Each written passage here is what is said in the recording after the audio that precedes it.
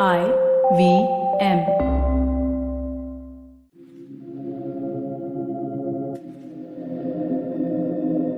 This is Audiogyan, and I am your host, Kedar Nimkar.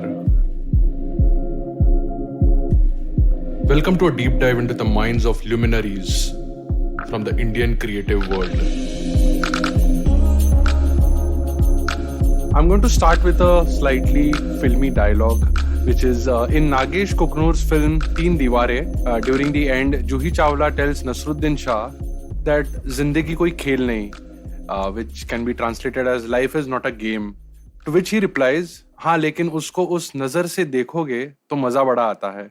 Which again can be translated as if you look it from that perspective, it's more fun. So yeah, talking about games, today we have Poornima Seetharaman with us on Audiogyan. She's a game designer from Bangalore and first Indian woman to be enlisted in Women in Game Hall of Fame. Currently, she's a director of design at Zynga and ambassador of Women in Games. Poornima is also co-founder of Pinaka Interactive, an independent game design and development studio. Apart from being a visiting faculty at NID in her last 15 years of career, she has worked with like big names and also for big games.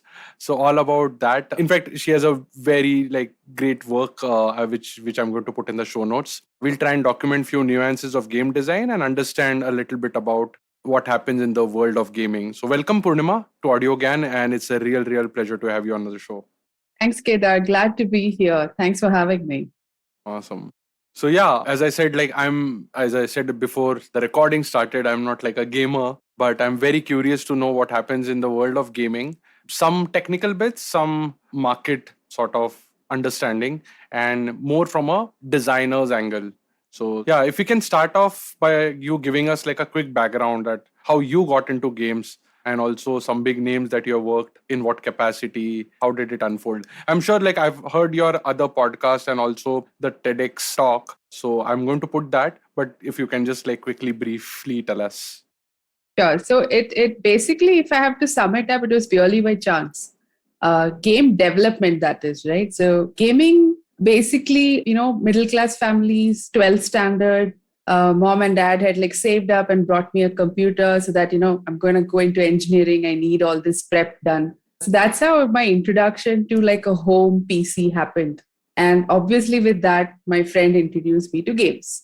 And that started with like games like Age of Empires 2, Warcraft 3, and of course, Road Rash and Zeus and these kind of games, right?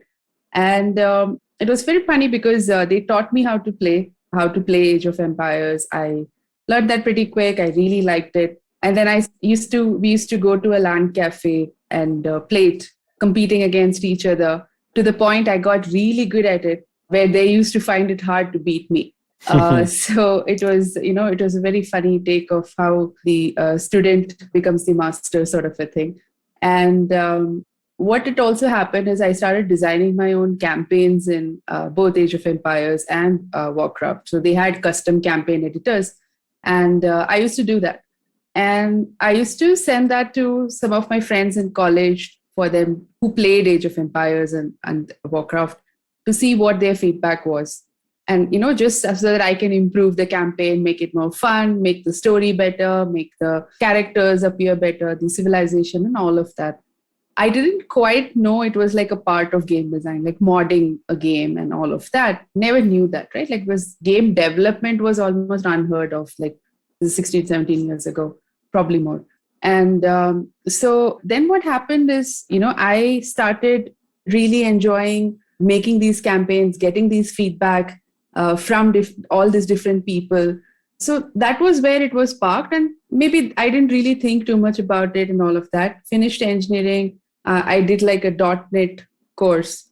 And then I somehow landed in a job, which one of my college friends recommended me to this company, which happened to be a game development company. I actually went there as a programmer because after engineering, that's like the most nuanced thing you go into. And there I got the opportunity to kind of delve into game design. They were looking for game designers, and 16, 17 years ago, there are no game designers who exist in India. And my friend then told them, hey, why don't you give her a shot? Because, she used to do all these campaigns back in college. Maybe she would be interested in this and we don't have to necessarily look outside. And that's what they did. They said, you have 1 month, you have all these Dungeons and Dragons manuals. They were making a role-playing game, which is similar to this popular game called Neverwinter Nights, but for the mobile platform. So this was a South Korean company, but operating out of Bombay.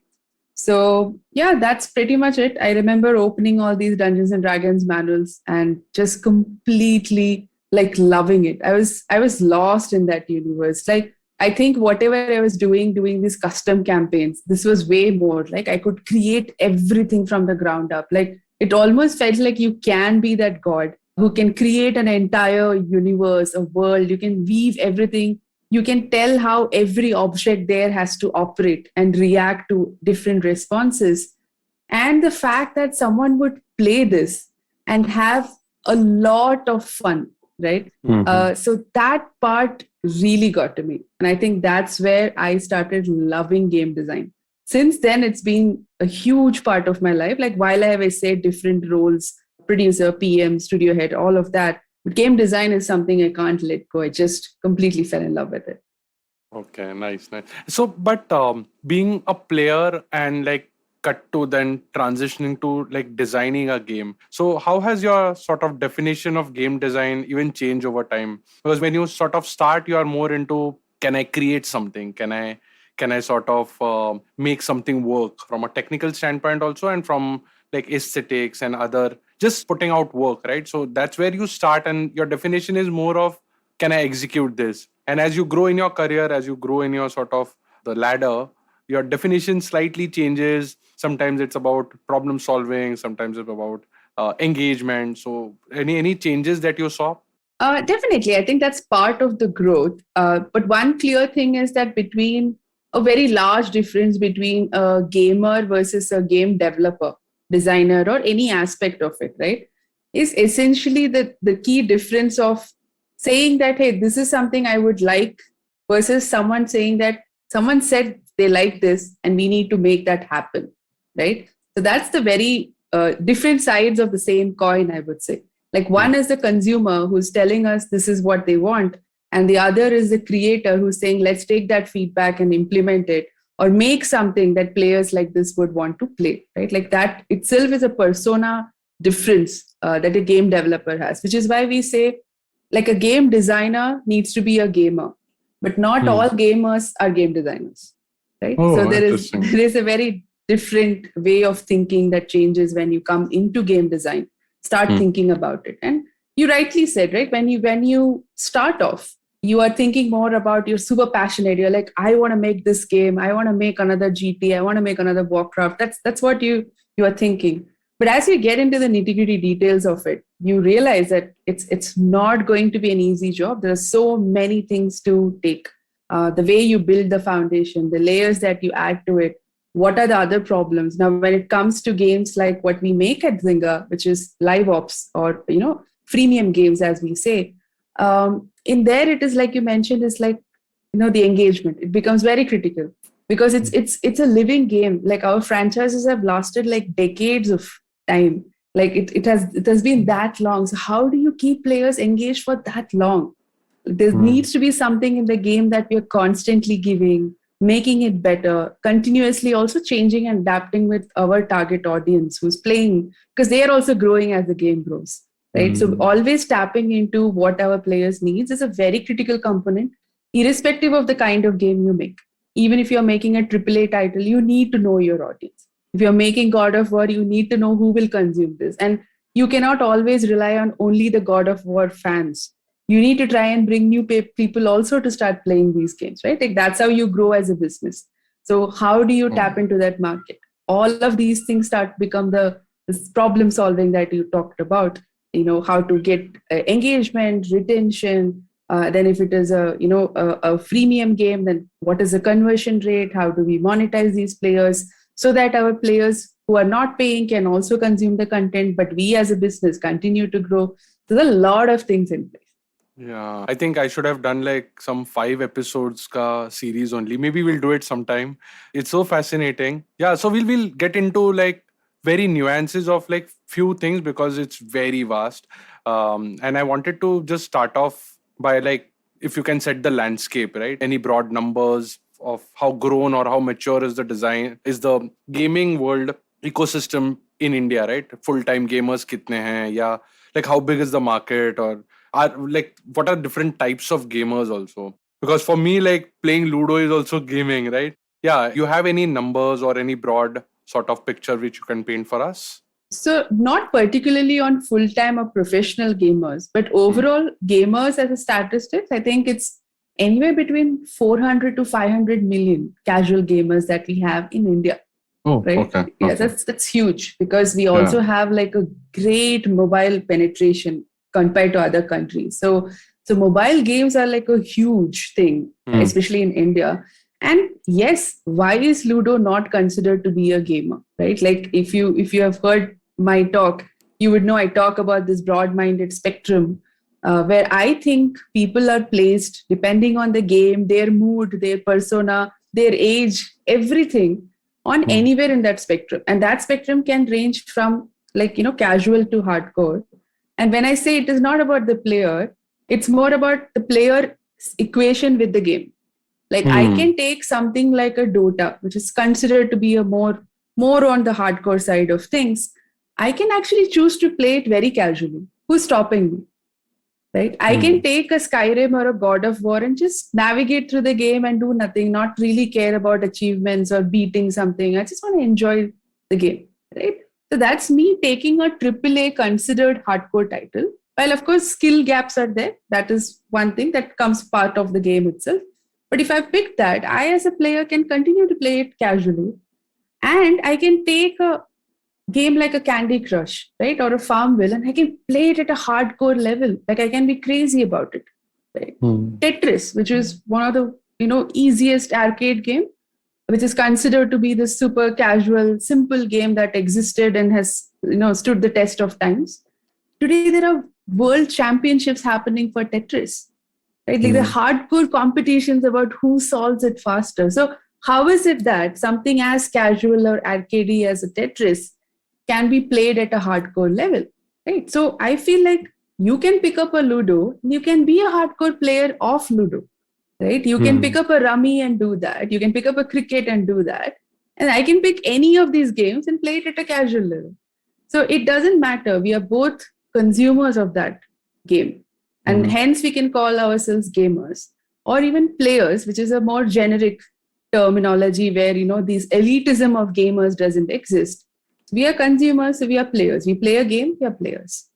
Got it. Got it. So when you said 300 to 400 million, it's almost as deep as WhatsApp has penetrated. So we can safely say sort of whoever has WhatsApp must have. And this is like, is there like, this is for like last 5 years or like a generic trend since the mobile penetration has happened? It's a trend. I think last year it might have been closer to the 300 to 400 range, and expected for 2022 will be hopefully tipping over close to 500 probably. And this is for mobile, you said? This is casual players. Casual, okay, across. So it can technically include across the board. But largely, since we are looking at India, the primary consumers will be mobile. Got it. Yeah, so any guesses? Like, is there any report or anything which is being published to know that these are the statistics and like number of? I mean, we need not like cover this today, but is there any something like that? There should be. I think Google conducts some reviews like that on mobile players. Unity does that. Statista will definitely have some statistics on it as well. So there'll be bits and parts of these reports. Some could be paid, but generally these reports should be available. Yeah. No, I'm interested because even Netflix has launched games, and what I heard was that they have like the gaming industry has generally sort of surpassed the Hollywood this thing also. So anyway, we'll come to that later. So so getting much more deeper, can you share what are the different categories of games for a layman, and obviously in the digital world? So this is mainly referring to your TEDx talk. Like, do games always have to be sort of a particular type, or what are the different types of games? Yeah. So there are too many actually. Like right now, the types are becoming more and more as we speak because people are coming up with different things. So one is the type of game, then there is the genre of game. There are different things to tackle here. But to give like a very easy summary of it, there's something called hyper casual, which is like if you can think of the most casual level. Like you can pick up and play.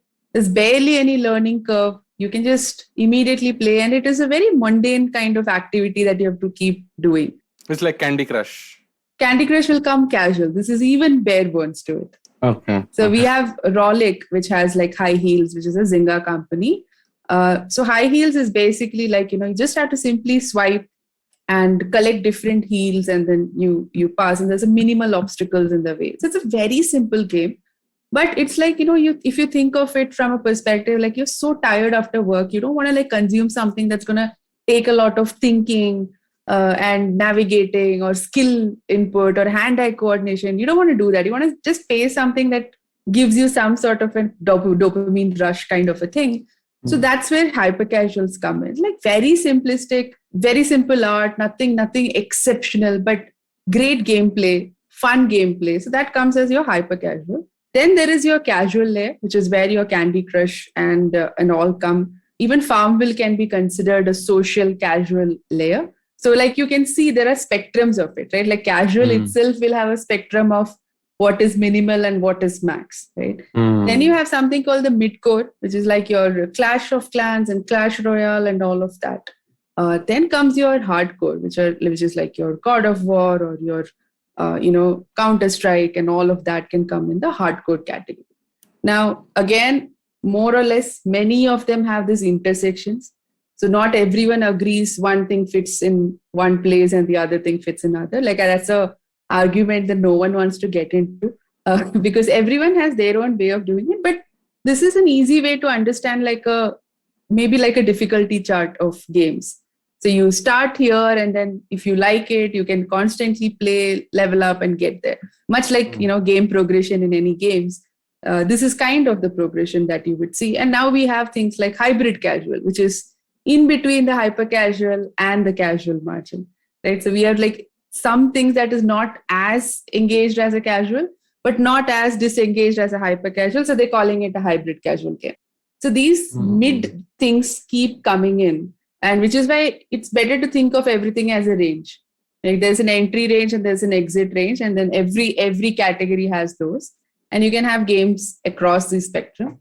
And then, of course, there's the genre. And genres are crazy. You can have any number of genres, like your puzzle game genre, your tycoon genre, your cooking game is a genre, card games are a genre, then sports, shooting, narrative, RPGs, RTS, so many to name there, right? Like, so all of these are like subcategories. Like you can have a hyper casual, which is like a puzzle game, right? You can have a casual game that can be like a shooting game. So all of that is possible depending on how you marry the genre and the type. So yeah, I mean, it can be easily sort of plotted on a 2x2 sort of Excel, whatever. Like, yeah, and then different games will fall in different buckets as on the spectrum scale also, and also on the genre. Except no one's going to agree on one Excel sheet. Yeah. I think it becomes very personal, and if they are into deeper stages, then it's also challenging, and yeah, it would be interesting. Cool. Let's take a short break here. We'll be right back. Hey, it's been another great week on the IVM Podcasts Network. On The Habit Coach, Ashton delves into the power of meditation with spiritual guide Swami Purna Chaitanya. On Misconduct, Raghavi and Nisha tell us the story of Neha Verma, who killed 3 women in cold blood. On Cyrus Says Cock and Bull, Cyrus, Puneet, Utsav and Antariksh talk about the Tamil Nadu woman who disguised herself as a man for 36 years to avoid sexual harassment. On The Longest Constitution, Priya takes a look at the contest between private, commercial and constitutional interests. And on Big Talk About Tiny Humans, Devi Shobha and Meghna tell us how we can raise awareness about child sexual abuse. We've got some exciting news for you. IVM Podcasts has just launched its merch, and our first line is out now. Head to the IVM Podcasts website and click on the shop tab to check out our first collection of t-shirts. Do follow us on social media. We are IVM Podcasts on Twitter, Facebook, Instagram, and LinkedIn. And remember, if you're enjoying this show or any of our other shows for that matter, please do tell a friend. Don't forget to rate us on any platforms you're listening on. You can also check us out on YouTube. We are also doing a small listener survey to better understand how you respond to our shows and advertising on the network. We would really appreciate if you could spare a few minutes to fill it. It helps us build better shows for you. And finally, we would like to thank our sponsors this week: SBI Life Insurance, Jupiter, a digital banking app, and Capgemini. Get the future you want.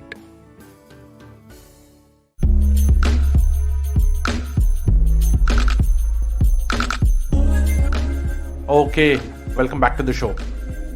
Since you mentioned also about they are constantly evolving and changing, but is there a pattern? Because again, I did one interview long time back with Siddharth Rao, who's a founder of Web Chutney, the advertising agency. He mentioned that typically ideas are analog. You have something which you have seen and then it translates. Obviously, with digital becoming so integral part of our life that sometimes the ideas are also digital. But is there any pattern that people used to play something and now they have just brought it online and added more imagination to it? Is there a pattern, or it can be purely just self-thought in the digital world itself? It can be both, actually. See, I would like to believe that anything that we do, an inspiration, whether it is conscious or subconscious or unconscious level, it comes from your life experiences. And those life experiences in today's world is largely digital. Back in our days, it was more analog, right? And then we moved into the digital era, right? But today, people consume their experiences through a digital medium. So for them, that is like the new analog, I would say, right? Like their consumption of experiences coming through that, right? Like I remember growing up, we didn't have a TV. Like when TV was a new thing, like black and white and then color, things like that. And today, when you talk about it, they can't even correlate it, right? Today, most of the kids are consuming content either through phone or like their laptops or tablets. Even though a TV exists, it's nothing like for us, it was a magical thing when it came out, but for them, it's nothing. It's part of their life, right? So things have changed in those. So they are consuming experiences through all these mediums, and that's what makes it an experience that you consume, and then you try to recreate it in your own fashion. And whether that is driven by something of your past, present, or what you've heard, anything. At the end, I feel everything is like storytelling. Whether it was your grandma telling you the story or you read a story, it doesn't matter. But as humans, we love this, right? Like we love that imagination of stories, of that fantasy. And especially with a medium like games, where it is so prominent. And when I say that, I don't necessarily mean that you only have to create story content, right? Like even a match 3 game like a Candy Crush can have a nice storyline to it. Something that inspired you. Like maybe Candy was something you were obsessed with as a kid, and that could have given rise to Candy Crush or something like that. I mean, that's not the story, but it's very likely, right? Like it could happen for sure. So yeah, I think it's about experiences that you take these inspirations from and translate that into what you like. And there could be bias. There could be this unconscious bias that we have, that what we have consumed, we are trying to emulate that. And sometimes it's just deep creativity. Then again, who are we to tell that the creativity is not an unconscious bias? Very fascinating. In fact, it's giving me like actually some kick right now to open a game and start playing. Nice. You should. Yeah. So speaking about this, like you also spoke about the dopamine rush, right? Can you elaborate a bit more about are there different types of frameworks while making games? And especially I got to know the MDA framework. So if you can elaborate on that and any other sort of framework that typically gaming companies or Zynga uses to design and develop games. Sure. So largely these frameworks are like more, I would say, theory. And it is great when you're learning game design, like in a college atmosphere and all, right? I had not learned any of these frameworks when I had started game design, right? It was pretty much try it out and figure it out. If it works, it works. And this is going with gut and experience of what you've played, as a gamer, and then, something that you worked on and like what others are feeling. So it's a lot of qualitative feedback that we take, right? But where these frameworks usually help is today to understand what you have done. Like my personal opinion of everything is that, anything that is defined is usually coming from experience. It's not like the definition happened first and then you made it work. It's always the other way around, right? Correct. Like something happened, people were working on it, someone observed it and said, hey, we can actually categorize this into a framework that's easier to understand and make it happen, right? But technically, this was in existence. Same with studies, right? Like whatever we are learning, it's not like for us, when we are learning it, we think we are consuming it and getting to learn it and use it. But the chapters were originally created because someone made it happen. And from there, we created those chapters, right? Like it's actually a very nice loop if you think about it, right? Like someone makes it happen, you put it in theory. And because you learned the theory, now you can get better at it. Then you contribute and add a layer to it. And then that goes back to the chapters. It's a beautiful feedback loop, much like games. Yeah. It's just a slightly better articulation every time. Yeah. So MDA is one of the most famous framework that people use. Other frameworks are more, I would say, not as global, but it could be at like a very regional or team level of consumption of certain mental models, behavioral models, and all of that, because games are also a lot about psychology. There will be certain human behavioral models that the UX team will bring in, and we can assess that, find out what kind of player types we have in the game, what kind of personas they are, what do they consume, what can we do more in the game to make it better for them, make it more fun for them.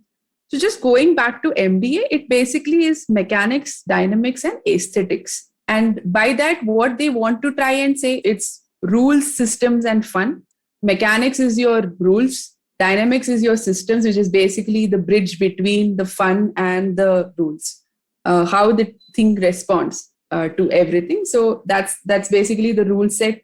The fun element, that is the output of why people consume, and the system layer is basically that there is a bridge between them. What I like about MDA is it's interestingly something that most of us designers who never even knew about the framework used to talk about. Like, why do people play games? The most basic question. Like, why do you play? Right? And the fun thing is, it's not one answer. We all have different answers. And that answer can again change on how your day has been. If you had like a very fun day or not too much work or anything, why you want to play a game changes. To when something it's like really hard day and you really want to shoot someone in the game, that's a very different perspective to play the game, right? So what the MDA framework's aesthetics, which is the fun element that talks about why people play game, they broke it down to like 8 categories, and which is like they talk about sensation, which is your game as a sense pleasure, affects any of your senses. And now with VR, touch is also a sensor, right? So then it is fantasy, which is game as a make-believe. So you can actually be a werewolf, you can be a mafia lord, you can be an animal, you can be a king. Anything is possible in that world. So fantasy, game as a make-believe. Then game as a drama, which as humans we love, storytelling and all of that, to consume like, oh my God, what happens next? Like, oh my, this action actually changed the course of this story and all of that. So that also is very exciting. Then challenge, which is game as an obstacle course, which is like your Super Mario and all of that, which is pure challenge obstacle course. Is like you're having a lot of fun. And of course, Fall Guys, which is the more famous recent one, which is a complete obstacle course anyway. Then fellowship, which is game as a social framework. So that can be competitive, cooperative, philanthropic, any of it. So replicating whatever we do in a social network in real life, how do we emulate that in games? And also to find like-minded people, right? Like most of us, we have these friends who are game friends because we have similar interests in terms of how we consume and we are passionate about that particular game. So that ecosystem also starts forming and really helping. Then, of course, your game as a discovery or uncharted territory, like you're trying to explore something, finding something new, learning something new. So that also happens. So this is personally also, I got into Greek mythology because I played a game called Zeus. And I learned more about Greek mythology through that game than I would ever read and consume, right? So for me, that was great. Like, it's a new thing to learn. And I played the game and I was discovering all of this. It was a very fun exploration for me, right? Then is game as an expression, which is personalization, customization. How do I represent myself in the game? And how do others see me in that game, right? Like that is also a very personal aspect for people. And it has really helped a lot of introverts. Most gamers are introverts. Nowadays, it's getting better with streamers and all coming in, which are on the other side. But game developers, gamers are like a good portion of them are introverts, and games actually help them, right? Like most people undermine the importance of it, but it has helped me. It has helped people like me and even more introverts than me to enable to come out and express themselves in that game ecosystem, in that language, right? And then the last is game as submission, as a pastime.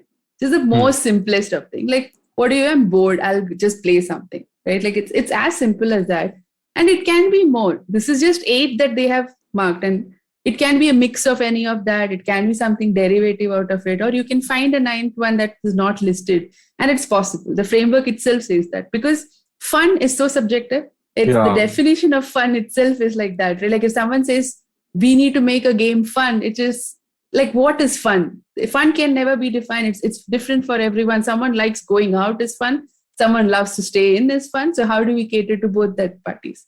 So which is where the user personas can come in and all of that can factor. But generally, this is what the framework talks about and focuses on why people play, because everything else we can derive from there.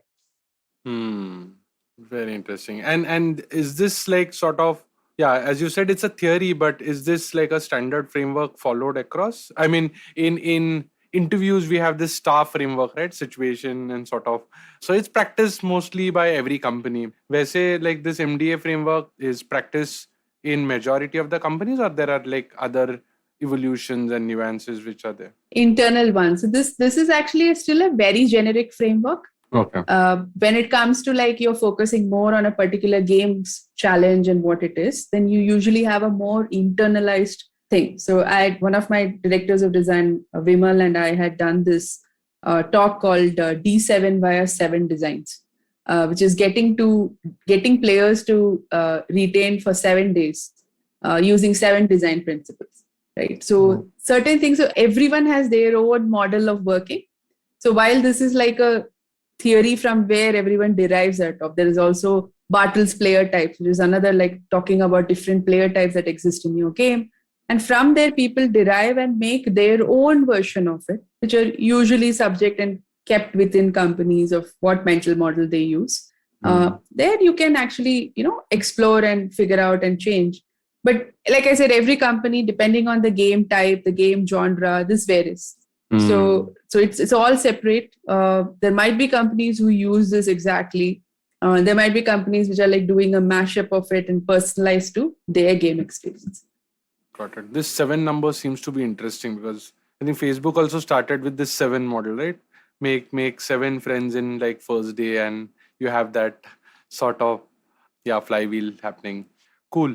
Yeah, coming to like a bit more psychological aspect of it, from your experience, at least in the world which we are in, the digital world, there are certain metrics and success criteria that everyone works towards. And especially, again, it could be a layman understanding, but for game designers, I'm assuming like it would be sort of engagement. It would be sort of time spent, I don't know, hourly active users versus weekly active users. So those sort of metrics that you guys will be working towards. Now, how do you balance? Maybe you can give like a couple of metrics that you generally sort of follow. And then how do you balance with this sort of narrative key games are addictive? So how do you balance it out? Yeah, so I'll get to both these parts separately. Okay, like the metrics that we look at, especially in free-to-play games, it's usually your daily active users, weekly active users, and monthly active users, right? So that defines like how many users you're getting, how many of them are coming back, and all of that. What it also gives us is retention. Retention is the most core important thing that as designers we look at. So anywhere from like D1 retention to D180 retention. So anyone who installed the game today, are they coming back the next day, or have they come back in say 7 days, right? So we are just seeing that if they're going to come back to the game, right? It's okay if they don't come constantly. That's not the intention. That's why these things are measured in ranges. So I'm not going to check like D1, D2, D3, D4, like are you continuously coming back? No, seeing D1, D7, D15, D30, D60, like that, right? So we're checking it in intervals. And that's because we know there is no way people can keep coming back. But what we want to see is that, can you keep coming back to the game occasionally and continue to play? Like, these are games that you can play for long time. There is no pressure to finish everything today, except there are some events and all that might be time boxed. But other than that, you can pace it at your own level, right? Like whatever is your interest. And then, of course, we have our, like, which is a more business driven thing, is your monetization numbers. Like, what's the money we made out of this, right? Like, and that can be your ad monetization, in-app purchases, all of that possible. So these are your high level metrics where, as a designer, the engagement metrics, which is your retention, becomes a very core, important thing of validation of whether they understood your mechanics. Do they like the kind of meta that you have given or the story that you have given? Where are they dropping off? What they like, what they don't like, and then getting into those kind of details of the player journey to see where they dropped off, what they liked, did they come back, and all of that. So that's the interesting component that we keep track of in terms of metrics. Because there's like way more details on the metrics side of thing, but this is the high level aspect of it. On the addiction component, now that's a interesting one, right? So, in fact, just today we were discussing something along that lines where Riot had put out this player dynamics model, which is basically about creating this very sustainable, diverse, ethical game development or games in practice to make sure that, so no game designer's intent is to create this kind of crazy addiction. See, addiction is good. Everything in its own quantity or range consumed. Moderation. I think that moderation is needed, right? So if anything goes beyond that threshold, that's bad. And that's true of anything, right? Same. So alcohol exists, we drink, but if you drink more than the necessary threshold, that's addiction, right? So it's the same thing as games. So there's nothing new. Like, games are usually centered because it's more interactive. And also it's much easier to blame games when you don't know anything about it, right? So they'll be like, oh, what about game addiction? So my question usually to them is, yes, the extremes are bad and that needs to be taken care of. And that could stem from a lot of different reasons. There was there has been cases of violence, which is usually associated with games. And then I read one story, I don't know when, but someone I think killed or wounded a particular waiter because his tissue that was served in the hotel was dirty. Right? So he snapped and, he hurt the waiter or murdered. I'm not sure. So I'm like, so where, like, the games did not play any role there, right? So violence exists. Here, sometimes it happens to be a gamer who is using that violence for some other reason. It's a psychological issue than a game issue. Yeah, it's correlation and not causation. It's Correct, right? But I'm not averse to saying that games are not addictive. Games definitely are, because it is giving you this constant, the adrenaline and the dopamine rush is constantly happening, right? So you are pumped up and then you do something, that activity gives you a dopamine rush, you feel happy and you're excited to do that activity again, right? So it's the same as people getting hooked to gymming, as they call it, right? Like, so how is it any different? It's another medium where something that you like has happened, and because of it, you keep going back to it. And largely the addiction, when it comes to, say, kids or teens and all of them, which is where this concern comes through, right? With adults, they're like, you earn your money, you do whatever, it's fine. But with kids and teens is where the concern comes. So here what happens is, general notion that parents also bring is that it's not good for you, I will not let you play, right? And psychology of kids is that the more you tell them don't do something, they want to do it, right? And the other aspect is, and from the MDA framework, I mentioned about fellowship, which is about finding like-minded people, right? And for kids, this becomes very critical. They actually find like-minded people, or it is something that makes them fit in, is through these games. And we are not able to see that or understand that. And we think you're always wasting time, right? There was a time when playing outside was considered waste of time. Today we have cricket academies and football academies and badminton academies, and it's going to be a matter of time. It's already started. It's just going to be maybe another decade when you will have game training academies which still exist today, and people will be putting people there, and then games will not be talked about as addiction anymore. Right? It's just a matter of us learning and unlearning certain things. But as kids, putting that time. So I do this with my sister. So my nephew loves gaming. My sister doesn't understand anything about games. So we have a deal. My thing is that I am okay putting a time box. He loves to play games. You tell him that he has to finish all his homework, everything, whatever is needed for the school and academia. But you're going to assign some time for him to play whatever he wants to play that is age appropriate, right? And let him play, let him enjoy, and sometimes even participate in what he's playing and understand why he plays it. Like, and he plays some of these games really well. Like, he loves to voice over and say what he's doing and all. I said, why don't you just consume what he's trying to do? He's trying to speak in his own language with everyone else. You just don't know the language. That's the problem. So try learning that language. It's okay if you don't participate, but at least try to understand, right?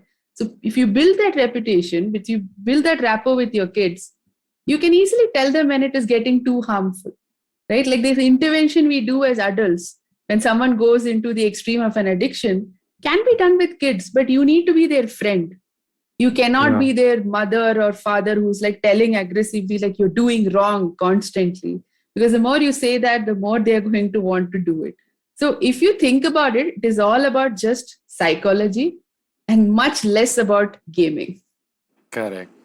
Yeah.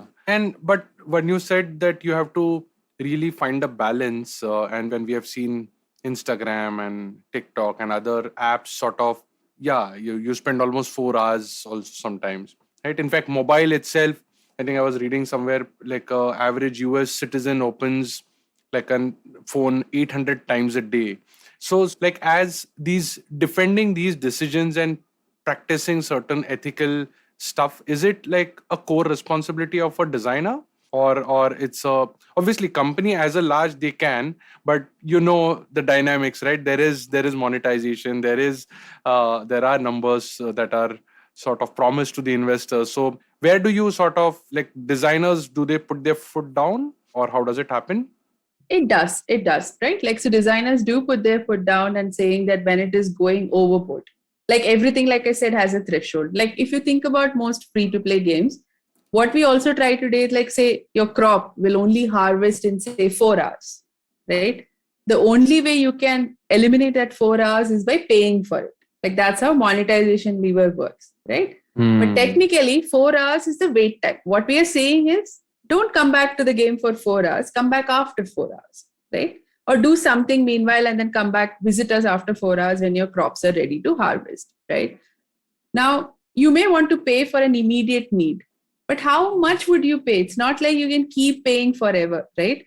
So this monetization that people kind of hate, like, oh, they keep asking for money everywhere. If you think about it, these are actually very ethically placed game design constraints, because we know you don't have like an endless bag of money where you can keep paying for it, right? So we are putting it strategically, saying that, oh, this is going to cost you so much to actually, if you want to, purchase this right now and harvest the crops right now. And that's why we don't have too many people who will continue to pay, right? And that is a balance. What is frowned upon is actually in place to make sure we are doing ethical game design. Wow. Yeah, it makes sense. Cool. I can keep going on and on. I'm very sort of curious, but in the interest of time, I think we'll rush through like last four.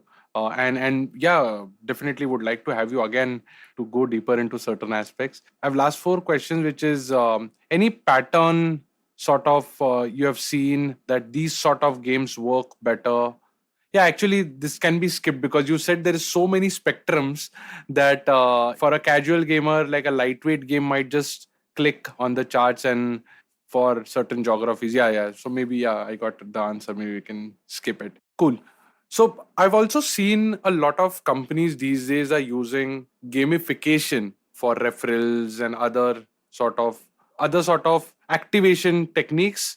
And in my opinion, I think there's a huge difference between game and gamification. Like, can you shed some light on it? Like, are there games that you designed who have sort of enabled certain discovery or activation of certain products, but not really sort of game type? Yeah, there is actually. So the key change would, I would say, like, in fact, we can think about three things. One is games. Then we can talk about branded games, right? Like which games are made to promote a particular brand or raise awareness of a particular brand. Then the third one is your gamification, which is what you spoke about. It can be implemented across any kind of category, real estate, your company, any of that, right? Bank. So yeah, exactly. They do that, right? Yeah. So now the main difference here is, so in games, that is just one component. Like we are saying, hey, if you do this activity and you reach this particular progress, we give you a reward, right? Gamification has taken only that component of it and translated here, right? The interactivity part of a game where you are doing something in gamification, that is associated with your real world activity, right? You're saying, if I have 5 tasks today, and I've completed all these 5 tasks, I'm going to get something. And that's what games do too. But in games, it's actually interactivity that you're doing with a digital medium. Here, these 5 tasks are part of your work or something else, right? Like I am doing, okay, I need 5 documents to be done today. I've done that. My points increased and I'm better on the leaderboard, right? So they are using your real life as the replacement of that interactivity that you have with the digital medium, and using that same reward mechanism, which is a great driver to again give that kind of dopamine rush, that competitive edge, all that thing that clicks for games. They've taken that component and used it in gamification. Now, in case of a branded game, which is where clearly it is motivated to raise awareness or get people to visit a brand or buy something and all, those are custom made games. And there the interactions can be as deep as the entire game, or it can be as minimal. We have done, like, I think FarmVille once had an association with McDonald's. And, like we had that, like FarmVille 1 times. And that kind of like, you can get something special and you can have both relations, right? Like you play the game and you get some vouchers of McDonald's, or you go there and then you may get something about FarmVille. So it can be like both ways, driving engagement for both parties kind of thing. So that, again, we do that in many games. We actually end up doing it. So that also continues to happen. Okay, got it. Cool. I think I'm going to come to the second last question, which I think a lot of people might be like looking forward to, because it's a more practical sort of a question, which is in again UI UX where I work. It's mainly that happens is that I design something in Figma or some, say, Photoshop or somewhere in Sketch, and typically it's coded by front-end engineers, right? How does it happen? You have a game design and a development studio. So how can one become a game designer? It's tough for me to understand that what sort of tools are there, or like how do you create, like what do you do in that, like Photoshop as an IDE, similarly, is there something like that? And then you also spoke about there's so many fields which open up, which is like your render, your light effects, and then your sound design. So if you can give like a very broad landscape, and then how does design and development go hand in hand? Sure. So gaming, I think, is one of these brilliant industries where if you think of a particular role, it exists. Right? It may not exist in each game development company, but in the industry, you will have that, right? You have actors, you have voiceover artists, you have marketing, community, customer support, user acquisition, then your admin, HR, IT, all of that anyway comes in. And then comes the core game development, right? But there are so many adjacent things. And if you look at a larger studio, they'll have so much bifurcations of it, like breakdown of each and everything. Specialist. There is like a hair texture specialist. They just do that. They just do hair specialization. And then there's like a a fabric specialist who will do only fabric in the game. It's exists. It may not exist for one company, but if you look at the industry, that is a niche set of things that is required for certain kind of games, right? So it's I always say, like, gaming industry is like, you think of any role, it exists. What you need to know, game design is the most tricky thing. See, most others you can say, oh, if you're doing 2D art, 3D art, animation, there's very clear definition of what you need to learn and all of that. Game design is tricky because there is no IDE. Unlike, like, you can't say, oh, you practice Unity or Unreal and all. No, it doesn't exist. Game design is usually done in a Word document or a PPT. Oh, right? wow. Yeah, it's basically that. However, you need to know a lot of things. You need to know how to do like a flow diagram. You can use anything, right? A lot of my designers actually use Figma and talk about how the user will go from here to there. You need to know math because there's be a lot of game balancing, tuning for damage equations. You need to know how AIs will respond. There is so many of it. All this will go into a document, but you need to know the entire framework, the entire algorithm. Basically, you're going to define the entire skeletal system of what that game is going to be, right from every small step. And then you're going to build it from the skeleton to the entire body, right? And each of those layers is where you're getting the other discipline in to put that in for you. But you need to know how those layers work and where they're going to merge, because otherwise it is not going to be executed properly. So while most people think game design is easy, and we do get a lot of opinions, because game design is basically people attribute it to idea. You're the idea guy, you're the idea person, whatever. But that's not it. Game design is about taking an idea and making it into a game. And that part, only few people can do. Right? Ideas are dime a dozen. Everyone can give ideas. We have taken ideas from others that we may not have got, but not everyone has the capability of taking it and making it, right? You need to break it down to the nitty-gritty details. Like, game design is about saying that if I press this arrow button, how many units should this character move? And what should be like the animation look and feel of how it should actually move, right? And when I press that arrow button, what is the speed? What kind of physics should act on it? All of this has to be defined. While the animation is done by art, the physics is done by the developer. You are telling them, you're guiding them, saying, this is the experience overall that I want and I'm expecting from this character. And that's just for character moving in one direction. So when you're making that entire game, you can imagine what all goes into it. So you need to know your physics, you need to know your math, you need to be good at communication, you're going to interact with a lot of people, you need to have a good visual understanding, you need to have a good UX experience understanding, you need to have a good knack for knowing that this kind of sound would work here, that kind of sound would work here. You basically will be like managing the whole thing. Like, that's your baby and you're creating it, but you need all of these disciplines to align with you to actually create it. You are into classical music as well, right? Yeah. I mean, I've not learned it, but I am. Yeah, I think it seems to be simpler right now.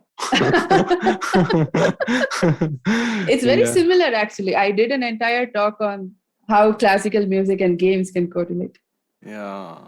Wow. I'm amazed. So, yeah. Plus QAs, right? Yes. Yeah. They have the hardest job. Like, they think like, outside of it, they'll be like, oh, wow, your job is all about playing games every day. My goodness, they have the hardest job. Like, they have to find everything again and again, like keep playing it again and again. So you're not playing it for the fun of it anymore. You're trying to break it. You're trying to find every possible scenario so that the players will not have to face that, so that you can resolve it before it goes to them. Yeah. To conclude, like, any top 5 games that you love and any tips and tricks, because I have a nephew who wanted, he was in 9th and he used to play continuously, and at the same time I had happened to visit Hyderabad, where there was like some big gaming setup happening, and I came back and I said, what do you want to do after 10th? And he said, I think commerce. And I said, why? You love, like, I see you just playing, why don't you try that? And he said, because there was no ecosystem, and obviously family, sort of the social circle that you live in were not exposed, so he couldn't fathom that. But maybe few listeners can gather some inspiration. So would love to know your 5 favorite games and any tips for listeners to get deep into this rather than just pure entertainment. Yeah, I mean, that's sure. also fine, but still. Absolutely. So I'll talk about my all-time favorite is Age of Empires 2. Like, I think I attribute everything to that game, my interest to my career.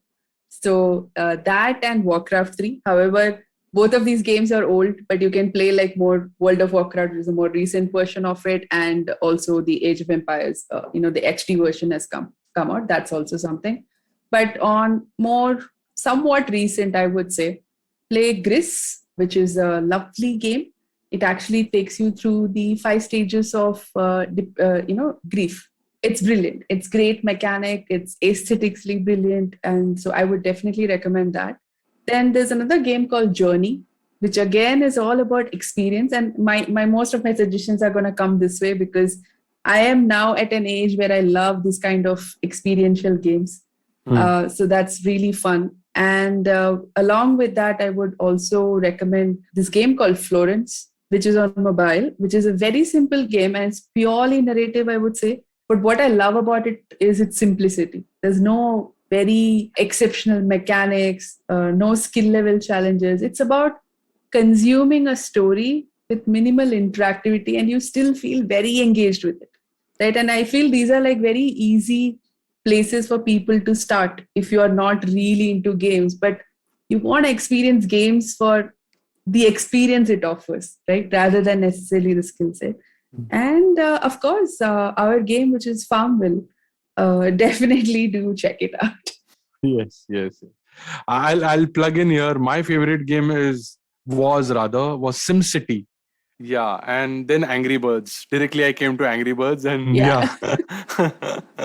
I've bought it also many times. Cool. Yeah, and any sort of concluding words of wisdom or any inspiration sort of for people to get into game design? Yeah, I would say, see, don't worry about academics in the sense you don't need to learn a game design course to be a game designer. Half the time, we don't even look at what your education was. I mean, we expect you to be a graduate and finish with your studies because that shows some level of commitment, except if you're like extraordinarily great. We don't mind that also, right? What we look at is the passion. And when I say passion, it is a lot of people misinterpret it as like, I play a lot of games. I want to get into gaming, right? Like, I want to get into the gaming industry. But you need to understand, can you break it down? Like, what aspect of gaming do you want to get into? Like, I usually get a lot of these questions like, oh, you want to get into gaming? I've been playing games are my life. I'm like, yeah, great. But you need to understand, especially today, like if this was the same impression 20 years ago, understandable because you had no idea what to do. But today there's a lot of information out there where they're talking about different disciplines. So first you need to understand what each of these disciplines do and where your talent lies and where you want to build, what are the gaps you want to fix, how you can get better at it. And the easiest way to do that is participate in a game jam. There are so many free game jams that are out there. You don't need to pay any money. You can do it online, participate with people, understand what it is to be like making a game. The best way of becoming a game designer or a game developer, or the only way, is to make a game. Make a game on your own, with your own team, on your own, however you want to do it, but make a game. Doesn't matter if it is bad. That's totally fine. But you need to understand what it takes to make a game. Because, as much as fun it is from the outside, it is a lot of sweat and blood that we go through. Right. And you need to sign up for it. You need to know what it is in it. And then you love it. And then you will stay forever. Right. If you are just looking at it from the outside of it because it looks very nice, we want to get in there, it's everyone is talking about it, then it's probably not. You will not last long. You will not work out here. And that's for your own good. We are not trying to push you away. We are trying to warn you because you need to have some set of mindset that with which you come in. And that is what will take you into better. Like, you need to get better at your career. You cannot just come in and just get stagnated. And that's what we say, like always be open to learning, do games, do game jams, understand what is your skill gap, fix it. There's a lot of online articles, YouTube channels, videos, courses, everything that's available for free of cost. Do that and figure out whether you really like it, right? Because no gaming studios care about whether you had a game design graduation or not. Of course, there are some advantages that come with it where, most of your theory is validated. Not saying it doesn't happen. I personally did not come from game design background. And then actually, I would say easily 50% of our game designers right now in Zynga, easily 50% are not from game design backgrounds. And they're all like really good game designers. I would say we are very well balanced that way. And most companies are open to taking that. So don't limit yourselves by saying, I didn't do the course. That's why I couldn't get it. No, that's not true. You can still apply, you can still try, but make sure you're skilled yourself enough. And the only way to do that is by making games. So true, so true. In fact, yeah, even when I'm hiring, I say that you need not be a MFA or a BFA. You just have to write a good case study which has solved a problem. And if you have really put it out and measured it, I think that's enough for you to sort of get screened at least. Yeah, exactly. I mean, the portfolio speaks, right? Like there are people who have great academia and great percentages, but their portfolio is nothing. Then what will I do with it? And then there are people who have amazing portfolios. I would rather talk to that person. Yeah. All right. I think we'll conclude this episode on this note. Obviously, there are many, many more questions which I'll nag you for offline. But once again, very, very thanks for being on the show. It was great learning experience. And thank you for doing this. Thank you, Kedar. It was really, really fun to be here. Thanks for this conversation. And that's it from today's Gyan session. For show notes and more Gyan, visit audiogyan.com. If you like this podcast, please don't forget to check our other interesting podcast on IVM Network. You can listen to us on IVM Podcast app, ivmpodcast.com, or any of your favorite podcasting apps. To stay tuned, follow us on Twitter and Instagram at IVM Podcast. And if you wish to connect with me, I am at Audiogyan Moments on Instagram. Until then, take care.